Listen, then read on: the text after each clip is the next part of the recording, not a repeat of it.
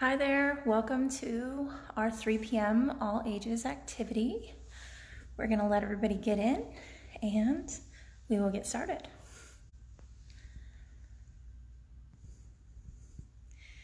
If you're joining us, hi there. If you're joining us, go ahead and put your troop, your council, where you're from, down in the comments for us.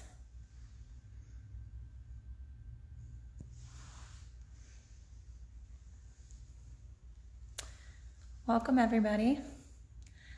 Hi there.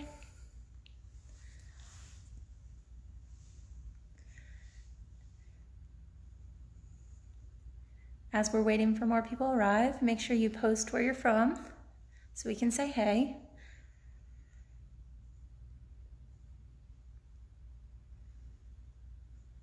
We're gonna let more people log on and then we'll get started.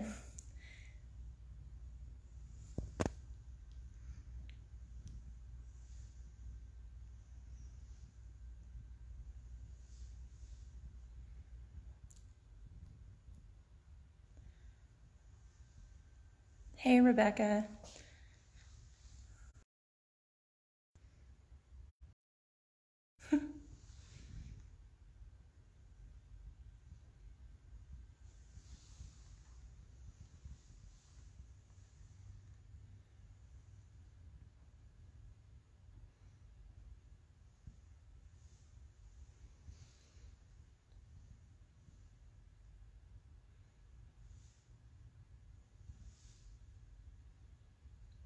Pretty icky out today.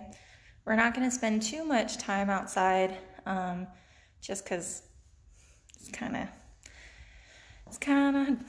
rainy, kind of gross. But I am going to give you some tips and resources so when you are able to go outside, you can have more fun.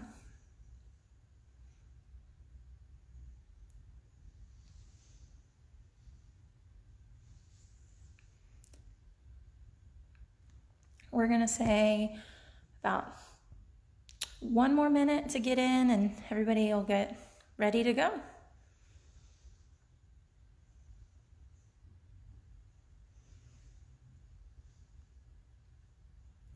If you're just joining us, make sure you comment your where you're from and then what you've been up to today.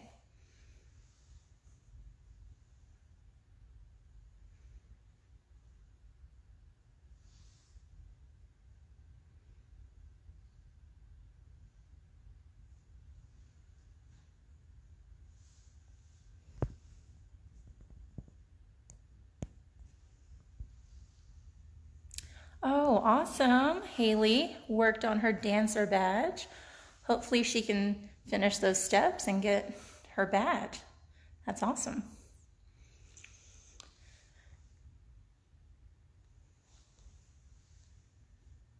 Hello, Cynthia. All right, guys, so we have quite a few people. We're gonna jump into what we're gonna talk about and then we will be going outside. So, a couple things I want to cover before we actually go is safety. So it's important that even though I'm staying relatively close, pretty much my front yard here at my office, I'm staying safe. And that means that I'm wearing the right clothes for my adventure. So today it's kind of cold, so I have my long sleeve and my vest, and then all the way, sorry, let me turn this around. I have pants and my boots, and as you can see, they're kind of muddy because I went walking around. And then right here next to me, I have my raincoat, of course, and my water bottle. But we're going to talk about the things on this table that I think are important to maybe bring along with you, depending on the length of your hike and where you're going. So I'm going to give you a second to look over the table and tell me if you feel like anything's missing or ask any questions about what is on the table. Okay.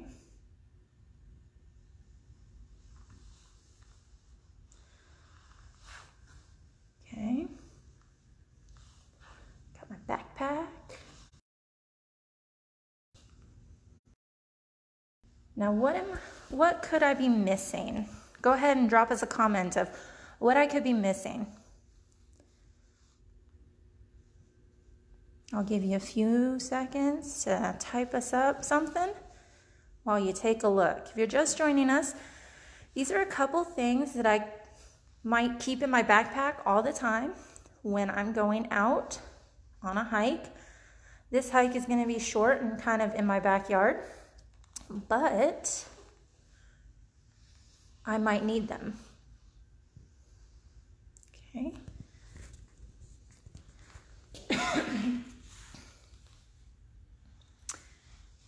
What could I be missing? Oh. Ooh, I'll get to show you in just a second. Do I have a compass? Melanie is the winner. Definitely. So I usually have a full-size compass, but this time I forgot it, of course. But this pen actually has a compass on top. So unfortunately, I don't have a full one, but I do have one to help me out. And this actually has a pen and a stylus and a handy dandy flashlight. So this kind of works to keep together. Lots of rain. Bug spray, definitely. Right now I don't have any and the bugs are all away, but I should have some in here. What do we think this is right here? It doesn't look like a traditional one. What do we think that is? Go ahead and drop us a comment if you think you know what that is before I open it.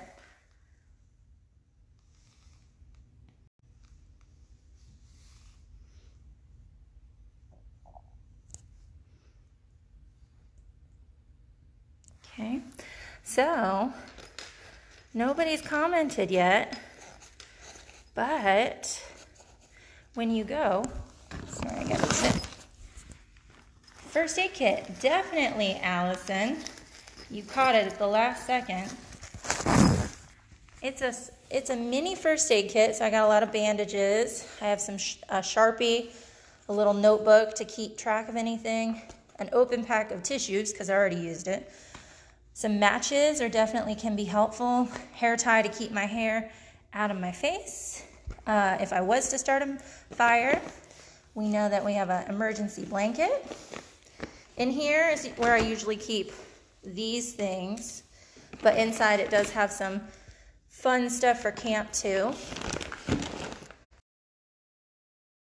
Important if I was going someplace that had a need for a walkie-talkie, or maybe my partner had one. An emergency protein bar, hand warmers. This is my very short stack of ID cards. So maybe I have something that I want to ID out on the trail and they're actually laminated. Now I know that this is Ivy because I wrote it on the back. A flashlight, stick, and I can wrap it up and I can be on the trail. So those are things I think are pretty important, along with, of course, the correct clothing. Now, about our color hike today. Oh, I forgot to introduce myself. I got so excited, I just jumped in.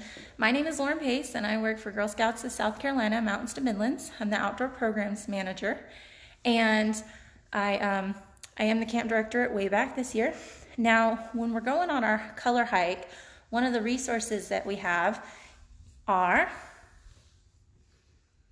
let me turn this around. So, at any paint place, they might have these color chips, or these color papers, and you can pick these up and you can get them all different colors. They have so many different styles. Now, if you were taking a hike with your girls, you could laminate these and see about the colors of nature. You could also make this into a game. So if you were to cut all these out, and of course the more prominent colors, the sunshine yellow, the regular green, those are going to but these lighter ones might be harder to find. So these will be worth less points, and these will be worth more points. And so if your girls were to, say, flip these over and, you know, draw them, they wouldn't know what they were going to get, but then they could have points associated with each color they find on the hike. And the person with the most points would win. Because I know a lot of girls are very competitive, and it just adds a little bit of, you know, flair.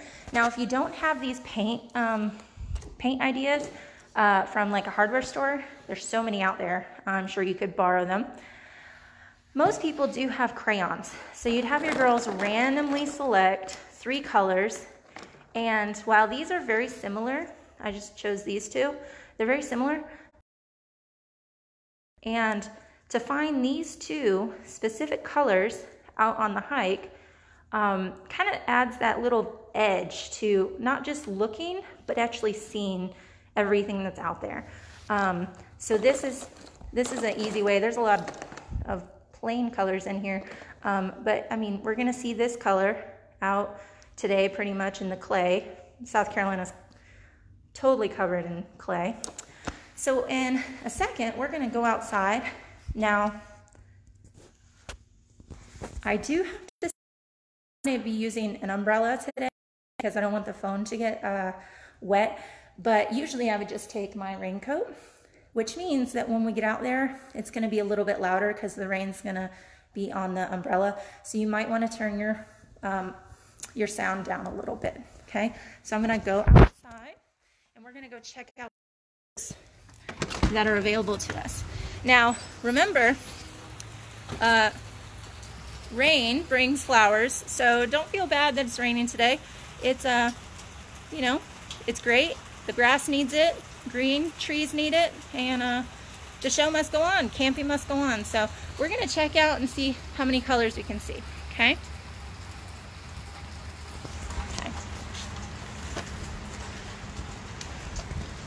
Okay, so this is actually just my front, kind of front yard of my office. I was gonna take you farther, but we have a creek, and it was loud. Of course, the water gets rolling. So these are, sorry, let me turn real quick. These are hydrangeas, and they're a little sad right now, but does anybody know what color these might be when they finally spring? I'll give you a second to comment. If you know what color these hydrangeas are gonna be in the springtime, well, the full spring. Okay, now while you're, sorry, I'm shaking a little bit. Okay, blue, Lisa Brown, you got it, girl. Blue, they're gonna be amazingly pretty baby blue. So these 2 bushes, as you can see, we pulled those crayons and they are very, very close to the colors of this flower. Yes, heather, hydrangeas can be pink and purple too, so that's awesome. So this color, of course, it's a bright pink. It's amazing. This is a very resilient plant too. It's, you know, it's been hot and cold, and it's still here doing its job. This pink one, right here, oh, the rain is letting up a little bit. And these are the same, but they're kind of, this bush is very wild. I'm gonna back up so you can see how wild it's getting. Okay. Now, a couple weeks ago, we did have a lot of storms that knocked down some trees. So you're gonna see that, see our parking lot. But hey, we're gonna use this wood for what? What do you think we're gonna use that wood for?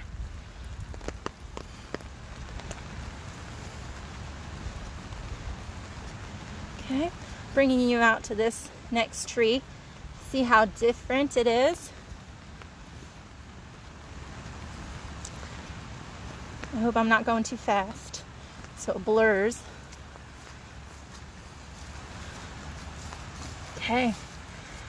It's kind of hard to see, but they're very purple. They're very light purple. Kind of like a lavender, a little bit. So, and that's actually a tree, that's not a bush. So, and then, let me see if the video will show up a little bit better. But you got to see how rich this color is. You can hear the water. It's so, there's puddles everywhere. Look at how rich that color is. Now, if you're from around South Carolina at all, you know that the clay is everywhere and it's so slippery. But it is so rich, you can't find it anywhere, pretty much. So this is going down to our creek. Now we're going to talk about the colors that we can find in grasses. So I'm going to bring you over here to my favorite little fern.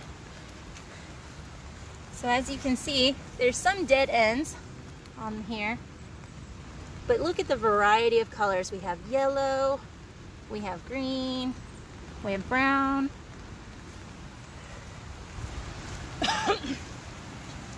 Over here, you can see how different all of these are. Such a variety of color. Kelly Stover, and you can't get red clay out of clothes, that's for sure.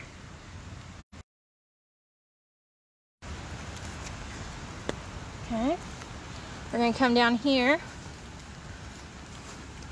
So I'm not going to stray too far off the path because I don't want to damage any of the plants. But look at him. This plant has spiny leaves. Those are probably not too comfortable to touch. And they actually have some seedlings. I wouldn't really call those berries. But those are spiny. I wouldn't want to get caught up in that. And it's got some wild grasses. So, I'm going to take you down to our creek. It's going to get a little loud because it is rushing today. Beautiful large tree. Tree is looking at how wide it is.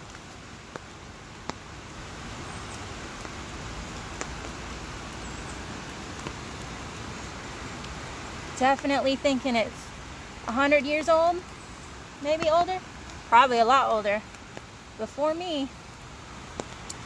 You can see, because I never know if something could be, you know, just a little bad for me.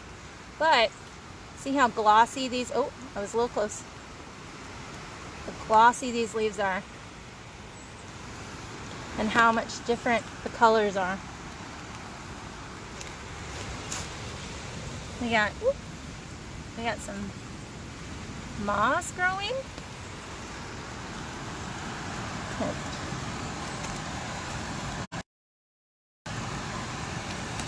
Now something,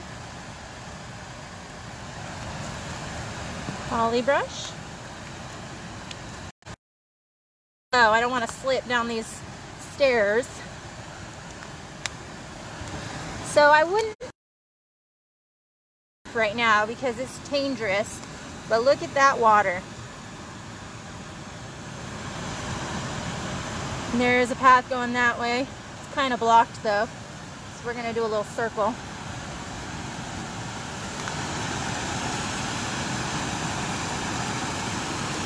It's kind of starting to let up on that rain.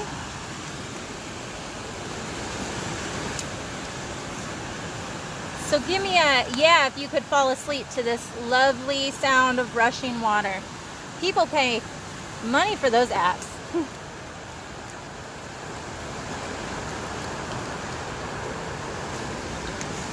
We did have some trees down. We're not too worried about the trees.